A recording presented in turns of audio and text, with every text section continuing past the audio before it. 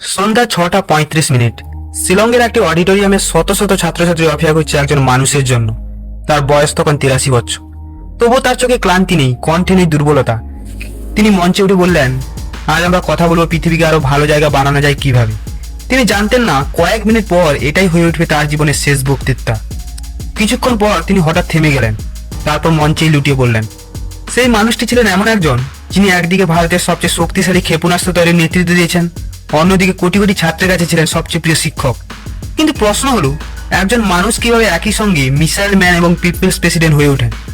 এই গল্প শুধু একজন বিজ্ঞানী নয়, এটা এমন এক ছেলের গল্প যে ছোটবেলায় সংসার চালাতে খবরের কাগজে বিক্রি করত।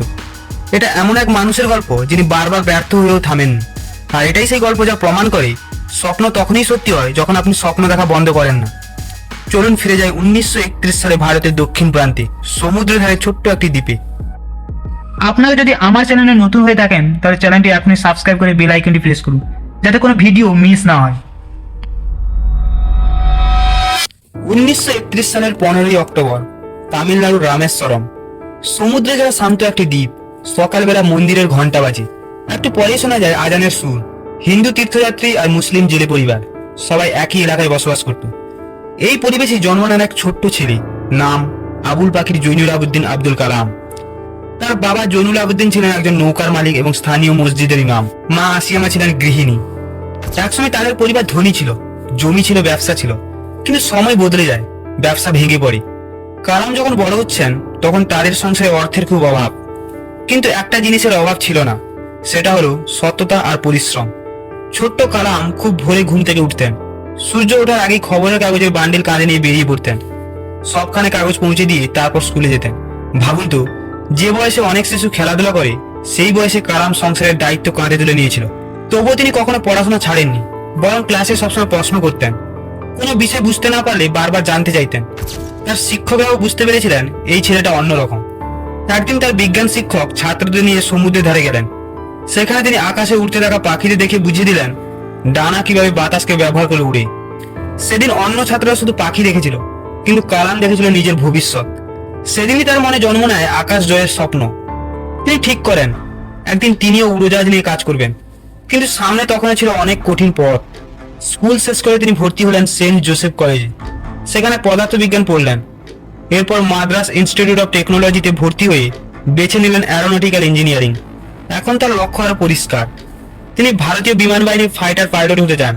কঠোর পরিশ্রম করলেন, পরীক্ষা দিলেন, ফল বেরোলো, তিনি নবম হলেন। সমস্যা হলো বিমান বাহিনী নিল মাত্র 8 জনকে। মাত্র এক ধাপের জন্য স্বপ্ন ভেঙে গেল। অনেকে এখানে হাল ছেড়ে দিত, কিন্তু কালাম পরে লিখেছিল, ঈশ্বর কখনো কখনো আমাদের স্বপ্ন ভেঙে দেন, কারণ তিনি আমাদের জন্য আরো বড় কিছু ঠিক করে রেখেছেন। তখনও তিনি জানতেন না যে মানুষ আকাশে উঠতে পারেননি, তিনি একদিন এমন রকেট বানাবেন যা পৃথিবীর সীমানা ছাড়িয়ে মহাকাশে পৌঁছে যাবে। আর সেই পথে শুরু হবে তার জীবনের সবচেয়ে বড় অধ্যায়। এটা ছিল একটি জাতির আত্মবিশ্বাসের পরীক্ষা।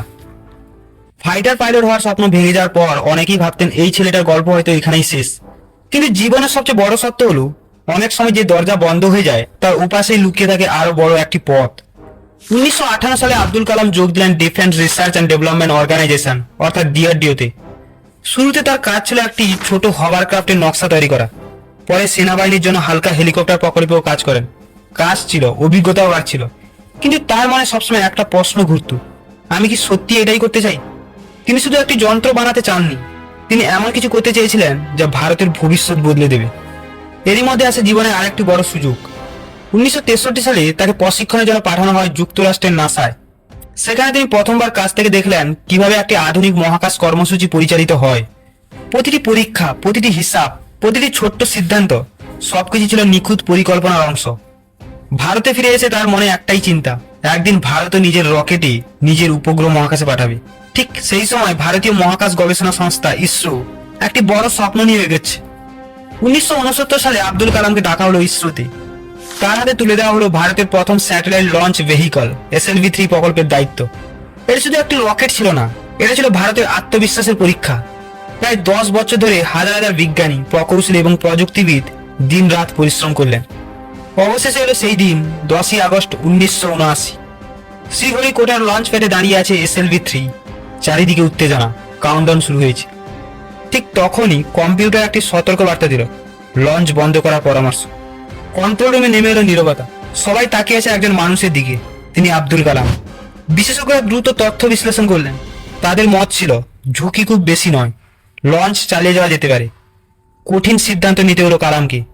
তিনি লঞ্চের অনুমতি দিলেন। রকেট আকাশে উঠল। প্রথম ধাপ সফল। সবাই হাততালি দিতে শুরু করলো। কিন্তু কয়েক সেকেন্ড পরেই পরিস্থিতি বদলে গেল। দ্বিতীয় ধাপে সমস্যা দেখা দিল। রকেট ধীরে ধীরে নির্ধারিত পথ থেকে সরে যেতে লাগলো। কন্ট্রোল রুমের স্ক্রিনে লাল সংকেত জ্বলতে শুরু করলো। মাত্র কয়েক মুহূর্তের মধ্যে স্পষ্ট হয়ে গেল মিশন আর বাঁচানো যাবে না। 337 সেকেন্ড পর অভিযান বাতিল করা হলো। রকেটটি বঙ্গোপসাগরে ভেঙে পড়ল। 10 বছরের পরিশ্রম যেন কয়েক মিনিটে শেষ হয়ে গেল। কালাম পরে লিখেছিলেন, সেদিন মনে হয়েছিল যেন আমার সব স্বপ্ন এক মুহূর্তেই ভেঙে গেছে।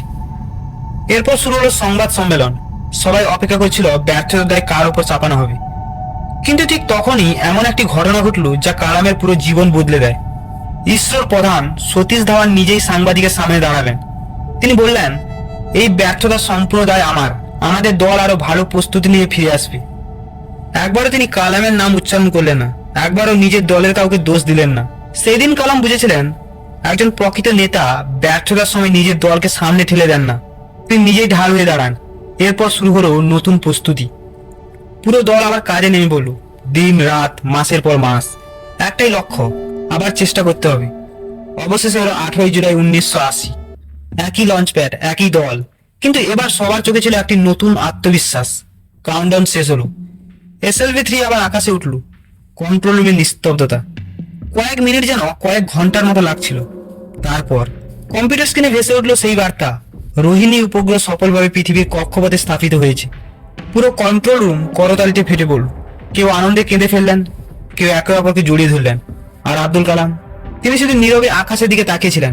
সম্ভবত তার মনে পড়ছিল আগের বছর সেই ব্যর্থতার দিনটি। এই সাফল্যের পর সতীশ ধাওয়ান সাংবাদিকের সামনে কাকে পাঠালেন জানেন? আব্দুল কালামকে। তিনি বললেন, আজ সাফল্যের কৃতিত্ব আমার নয়, আজ কথা বলবে আমার দল। সেদিন কালাম আরেকটি শিক্ষা পেলেন, ব্যর্থতা হলে নেতা সামনে দাঁড়ায়, আর সাফল্য এলে নেতা তার দলকে সামনে নিয়ে আসে। এই শিক্ষা তিনি সারা জীবন ভুলে যাননি। কিন্তু সামনে তার জন্য অপেক্ষা করছিল আরো বড় দায়িত্ব। মহাকাশের রকেটের পর এবার তাকে তৈরি করতে হবে এমন প্রযুক্তি যা ভারতের নিরাপত্তার চেহারাই বদলে দেবে। আর সেই কারণেই কয়েক বছরের মধ্যেই পুরো দেশ তাকে একটি নতুন নামে চিনতে শুরু করবে, the missile man of India. 1982 সাল। ভারত তখন এক কঠিন সময়ের মধ্য দিয়ে যাচ্ছে। বিশ্বের বড় বড় দেশ নিজেদের আধুনিক ক্ষেপণাস্ত্র প্রযুক্তি কাউকে দিতে রাজি নয়। ভারতের প্রতিরক্ষা ব্যবস্থা অনেকটাই বিদেশি প্রযুক্তির উপর নির্ভরশীল। প্রশ্ন ছিল, যদি একদিন যুদ্ধ হয় আর কেউ প্রযুক্তি বা যন্ত্রাংশ দিতে অস্বীকার করে? এই প্রশ্নের উত্তর খুঁজতেই সরকার একটি বড় সিদ্ধান্ত নিল। আব্দুল কালামকে আবার DRDO-তে ফিরিয়ে আনা হলো। তার হাতে তুলে দেওয়া হলো ভারতের ইতিহাসের অন্যতম বড় প্রতিরক্ষা প্রকল্প, integrated guided missile development programme, IGMDP। এটি শুধু একটি প্রকল্প ছিল না, এটি ছিল ভারতের আত্মনির্ভর হওয়ার ঘোষণা। কিন্তু সমস্যা ছিল অসংখ্য। বিদেশ থেকে উন্নত প্রযুক্তি পাওয়া কঠিন। অনেক দেশ সরাসরি প্রযুক্তি দিতে অস্বীকার করছিল। অর্থও সীমিত। তবুও কালাম তার দলকে একটাই কথা বলতেন, অসম্ভব শব্দটা শুধু তাদের জন্য যারা চেষ্টা করে না। এরপর শুরু হলো বছর পর বছর কঠোর পরিশ্রম। একের পর এক পরীক্ষা, একের পর এক ব্যর্থতা, আবার নতুন করে শুরু। অবশ্যই সেই পরিশ্রম ফল দিতে শুরু করলো। ভারত তৈরি করলো 5টি গুরুত্বপূর্ণ ক্ষেপণাস্ত্র ব্যবস্থা। পৃথিবী, যুদ্ধক্ষেত্রে নির্ভুল আঘাত হানার জন্য তৈরি স্বল্প পাল্লার ব্যালিস্টিক মিসাইল। তারপর এলো অগ্নি, দূরপাল্লার ব্যালিস্টিক মিসাইল, যা ভারতের কৌশলগত প্রতিরক্ষার নতুন অধ্যায় শুরু করে। এরপর তৈরি করা হলো আকাশ, যা আকাশপথে শত্রুর বিমান ও ক্ষেপণাস্ত্র প্রতিরোধের জন্য। ত্রিশূল, দ্রুত প্রতিরক্ষা ব্যবস্থার জন্য। এবং নাক, অত্যাধুনিক অ্যান্টি ট্যাঙ্ক ক্ষেপণাস্ত্র। এই 5টি প্রকল্প একসঙ্গে ভারতের প্রতিরক্ষা প্রযুক্তির ভিত্তি বদলে দেয়। ধীরে ধীরে সংবাদ মাধ্যম একটি নতুন নাম ব্যবহার করতে শুরু করলো, মিসাইল ম্যান অব ইন্ডিয়া। কিন্তু আশ্চর্যের বিষয়, এই মানুষটির জীবনযাত্রায় কোনো পরিবর্তন এলো না। তিনি বিলাসবহুল বাড়ি কিনলেন না, দামি গাড়ির শখ ছিল না। অফিসে বেরিয়ে সাধারণ ব্যাগ হাতে হেঁটে ঢুকতেন, রাত পর্যন্ত ল্যাবরেটরিতে কাজ করতেন।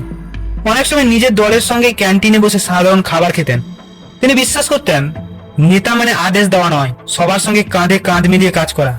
এরই মধ্যে ভারতের সামনে এলো আরো একটি বড় সিদ্ধান্ত, একটি সিদ্ধান্ত যা শুধু ভারত নয়, পুরো বিশ্বের নজর কেড়ে নেবে। 1998 সাল।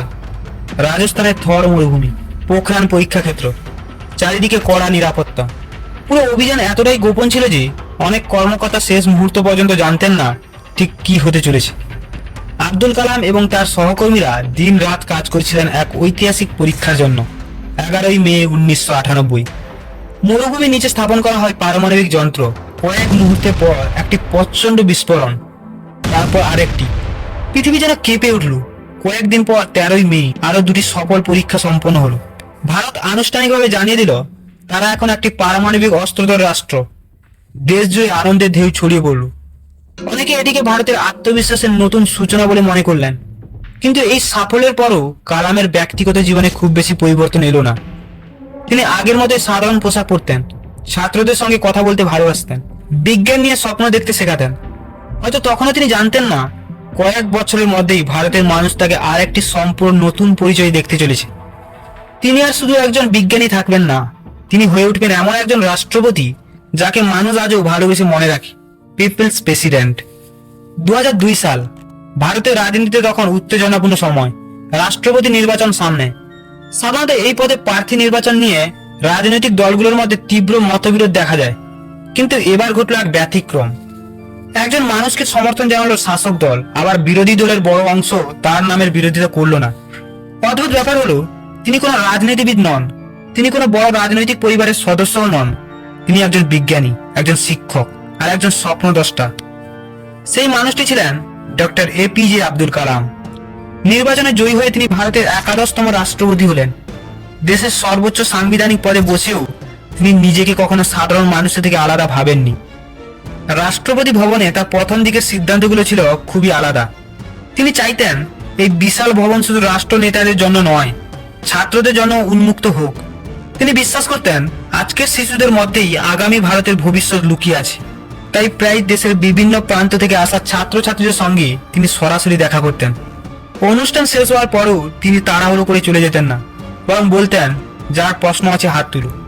ঘন্টার পর ঘন্টা দাঁড়িয়ে শিশুদের প্রশ্নের উত্তর দিতেন। কেউ জিজ্ঞাসা করতেন, স্যার আমি কিভাবে বিজ্ঞানী হব? কেউ বলতো আমি কি একদিন মহাকাশে যেতে পারবো? কালাম কখনো কাউকে নিরুৎসাহিত করতেন না। তিনি বলতেন বড় স্বপ্ন দেখো, কারণ ছোট স্বপ্ন মানুষের মনকে নাড়িয়ে দিতে পারে না। এই কারণেই ধীরে ধীরে মানুষ তাকে একটি নতুন নামে ডাকতে শুরু করলো, পিপলস প্রেসিডেন্ট। 2007 সালে রাষ্ট্রপতির মেয়াদ শেষ হলো। অনেকে ভেবেছিলেন এবার হয়তো তিনি বিশ্রাম নেবেন, কিন্তু কালাম যেন বিশ্রাম শব্দটাই চিনতেন না। রাষ্ট্রপতি ভবন ছেড়ে তিনি আবার ফিরে গেলেন তার সবচেয়ে প্রিয় জায়গায়, ক্লাসরুমে। দেশের বিভিন্ন আইআইএম, আইআইটি, বিশ্ববিদ্যালয় এবং শিক্ষা প্রতিষ্ঠানে তিনি নিয়মিত বক্তৃতা দিতে শুরু করলেন। তিনি শুধু বক্তৃতা দিতেন না, তিনি ছাত্রদের সঙ্গে কথা বলতেন। একটি তথ্য সত্যি অবাক করার মতো, জীবনের শেষ কয়েক বছরে তিনি 1 কোটিরও বেশি তরুণ তরুণীর সঙ্গে সরাসরি কথা বলেছেন। প্রতিটি অনুষ্ঠানে তিনি প্রায় একই প্রশ্ন করতেন, তোমার স্বপ্ন কি? কারণ তিনি জানতেন যে জাতির তরুণেরা স্বপ্ন দেখতে শেখে সেই জাতিকে থামিয়ে রাখা খুবই কঠিন। একদিন এক ছাত্র তাকে জিজ্ঞেস করেছিলেন, স্যার আপনার সবচেয়ে বড় পরিচয় কি? তিনি হেসে উত্তর দিয়েছিলেন, আমি একজন শিক্ষক। ভাবুন একবার, যে মানুষটি ভারতের ক্ষেপণাস্ত্র কর্মসূচির নেতৃত্ব দিয়েছেন, দেশের রাষ্ট্রপতি হয়েছেন, বিশ্বের অসংখ্য সম্মান পেয়েছেন, তিনি নিজের পরিচয় হিসেবে বেছে নিয়েছিলেন শিক্ষক। কিন্তু ভাগ্য যেন তার জীবনের শেষ অধ্যায়টিও লিখে রেখেছিল ঠিক একটি ক্লাসরুমের জন্য, আর সেই ক্লাসই তাকে অমর করে তুলবে। 27শে জুলাই 2015 সকাল থেকে ডক্টর এপিজে আব্দুল কালামের দিনটা ছিল ব্যস্ত। তার বয়স তখন 83 বছর। অনেকেই সেই বয়সে বিশ্রামে থাকেন, কিন্তু কালাম এখনো এক শহর থেকে আরেক শহরে ঘুরে বেড়াচ্ছেন, শুধু তরুণদের সঙ্গে কথা বলার জন্য। সেদিন তার গন্তব্য ছিল মেঘালয়ের শিলং। তিনি গিয়েছিলেন Indian institute of management, IIM শিলংয়ে। লেকচারের বিষয় ছিল ক্রিয়েটিং এ লিভেবল প্ল্যানেট আর্থ, অর্থাৎ কিভাবে পৃথিবীকে আগামী প্রজন্মের জন্য আরো বাসযোগ্য রাখা যায়। খেয়াল করে দেখুন, যে মানুষটি একসময় ক্ষেপণাস্ত্র তৈরির নেতৃত্ব দিয়েছিলেন, তিনি জীবনের শেষ দিনেও যুদ্ধের কথা বলছিলেন না। তিনি বলছিলেন পৃথিবীকে আরো সুন্দর করার কথা। সন্ধ্যা 6:35, হলঘর ভর্তি ছাত্রছাত্রী, সবাই মন দিয়ে শুনছে। কালাম ধীরে ধীরে মঞ্চের এক পাশ থেকে অন্য পাশে হাঁটছিলেন। হঠাৎ তিনি থেমে গেলেন। কয়েক সেকেন্ডের জন্য চারিদিকে নীরবতা। তারপর তিনি মঞ্চে লুটিয়ে পড়লেন। প্রথমে অনেকে ভেবেছিলেন হয়তো তিনি অসুস্থ বোধ করছেন, কিন্তু পরিস্থিতি দ্রুত গুরুতর হয়ে উঠল। তাকে সঙ্গে সঙ্গে হাসপাতালে নিয়ে যাওয়া হলো। চিকিৎসকেরা সর্বোচ্চ চেষ্টা করলেন, কিন্তু কিছুক্ষণের মধ্যেই ঘোষণা করা হলো ডক্টর এপিজে আব্দুল কালাম আর নেই। খবরটি মুহূর্তের মধ্যে পুরো দেশে ছড়িয়ে পড়ল। ভারত তার সবচেয়ে প্রিয় শিক্ষকদের একজনকে হারালো। তিনি শুধু বড় বিজ্ঞানী ছিলেন না, তিনি মানুষের খোঁজ নেওয়া একজন মানুষ ছিলেন। এরপর তার মরদেহ প্রথমে দিল্লিতে আনা হয়। হাজার হাজার মানুষ শেষ শ্রদ্ধা জানাতে ভিড় করেন। তারপর নিয়ে যাওয়া হয় তার জন্মভূমি রামেশ্বরমে, যেখান থেকে একদিন একটি ছোট্ট ছেলে স্বপ্ন দেখা শুরু করেছিল। 30শে জুলাই 2015 রাষ্ট্রীয় মর্যাদায় তার শেষকৃত্য সম্পন্ন হয়। লক্ষ লক্ষ মানুষ রাস্তার পাশে দাঁড়িয়ে শেষবারের মতো তাকে বিদায় জানান। সেদিন শুধু একজন সাবেক রাষ্ট্রপতিকে বিদায় জানানো হয়নি, বিদায় জানানো হয়েছিল একজন বিজ্ঞানীকে, একজন স্বপ্নদ্রষ্টাকে, একজন শিক্ষককে, আর সবচেয়ে বড় কথা একজন ভালো মানুষকে। ভাবুন, একটি দরিদ্র পরিবারে জন্ম নেওয়া একটি ছেলে ছোটবেলায় খবরের কাগজ বিক্রি করেছে, ফাইটার পাইলট হওয়ার স্বপ্ন ভেঙে গেছে, প্রথম রকেট উৎক্ষেপণ ব্যর্থ হয়েছে, তবুও সে থামেনি, বারবার উঠে দাঁড়িয়েছে। তারপর একদিন সে দেশের মহাকাশ কর্মসূচিকে নতুন উচ্চতায় নিয়ে গেছে, দেশের প্রতিরক্ষা শক্তিকে বদলে দিয়েছে, রাষ্ট্রপতি হয়েছে। কিন্তু এত কিছুর পরও নিজের পরিচয় হিসেবে বেছে নিয়েছিলাম মাত্র 3টি শব্দ: আমি একজন শিক্ষক। হয়তো এ কারণেই আজও মানুষ তাকে শুধু মিসাইল ম্যান বলে মনে রাখে না, মনে রাখে একজন মানুষ হিসেবে। কারণ তার জীবনের সবচেয়ে বড় শিক্ষা ছিল, স্বপ্ন দেখো, কঠোর পরিশ্রম করো, ব্যর্থতাকে ভয় পেও না, আর সফল হলে কখনো মানুষের থেকে দূরে সরে যেও না। আজও রামেশ্বরমের সমুদ্রের ঢেউ যারা সেই গল্পই বলে, একটি ছোট্ট ছেলের গল্প যে আকাশে উঠতে চেয়েছিল, আর শেষ পর্যন্ত নিজে শুধু আকাশ ছোঁয়নি, সে কোটি কোটি ভারতীয় তরুণের স্বপ্নকেও আকাশ ছোঁয়ার সাহস দিয়েছে। আপনাদের এপিজে আব্দুল কালামের কোন কথাটি অনুপ্রাণিত করেছে কমেন্টে জানান। ভিডিওটি ভালো লাগলে লাইক করুন, শেয়ার করুন আপনার বন্ধুদের সাথে, সাবস্ক্রাইব করে বেল আইকনটি প্রেস করুন যাতে পরবর্তী ভিডিও আপনার কাছে আগে পৌঁছতে পারে। ধন্যবাদ।